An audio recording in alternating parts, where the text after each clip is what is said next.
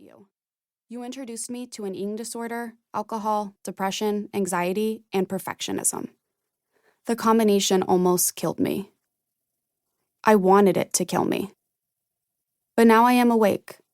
I am alive and do not need you. You are no longer the only facet of my life. You are just a tiny carrot on the beautiful diamond ring that is my life now.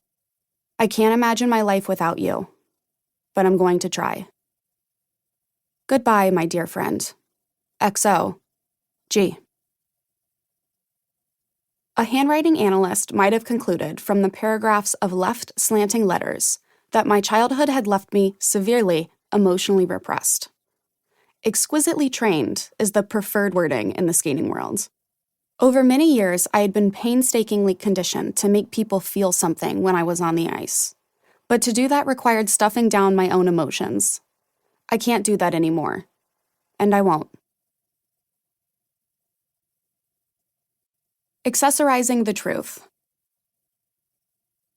It's so on brand that my skating origin story, the one that I've recited more than the Pledge of Allegiance, is a fabrication. A tale spun from granules of truth into an easily digestible, cotton candy anecdote.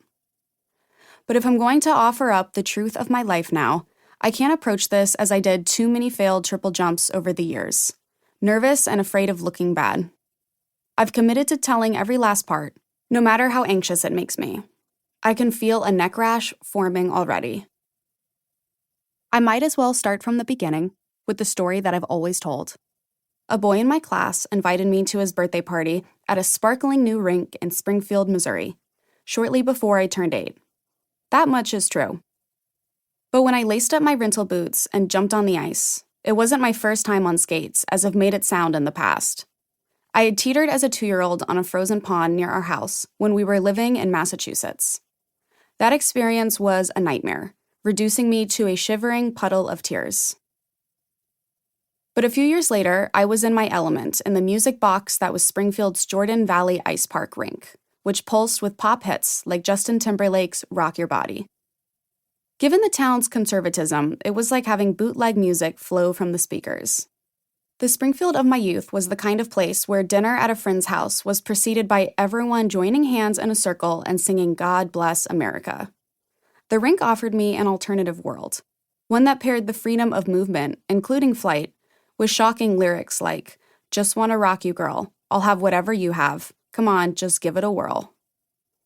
The story that I told for years was that on my way out of the rink that day, I picked up a flyer advertising skating lessons and begged my mom to sign me up. Yeah, no. The flyer that caught my eye was for hockey lessons. I was rough and tumble. My best friends were almost exclusively boys. I wanted to chase the puck, not perfection on the ice. But hockey lessons were a non-starter for my mom, who shuddered at the thought of the aggressions that I might unleash with a stick in my hand. She and my father often told the story of how, when I was 6 or 7 and playing soccer on a co-ed team, I ran neck and neck with a boy who positioned himself between me and the loose ball. I whacked him across the face with my arm to knock him out of the way and got my foot on the ball first, but my triumph was short-lived. The boy sobbed, and I received a red card from the referee, resulting in an automatic ejection. I couldn't help but detect a note of pride in my parents' voices every time they trotted the story out at parties. My competitiveness was something that could set me apart if it was channeled correctly. On the drive home, I asked my mom why I had been pulled from the game, because I honestly had no idea. She took her eyes off the road long enough to swivel her head to stare at me. "Gracie, you punched a boy," she said. "You cannot do that."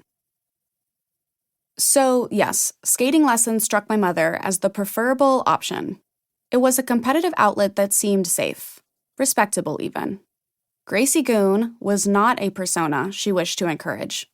I became a figure skater because those sparkly sequin dresses offered camouflage for my inner tomboy and cover for my impulse control issues. On the ice, the only person I could hurt was myself. So completely did I internalize my sanitized origin story that my recollections of that soccer game, indeed of my life before the birthday skating party, are foggy. That hockey story, for example, had completely slipped my mind until my mom brought it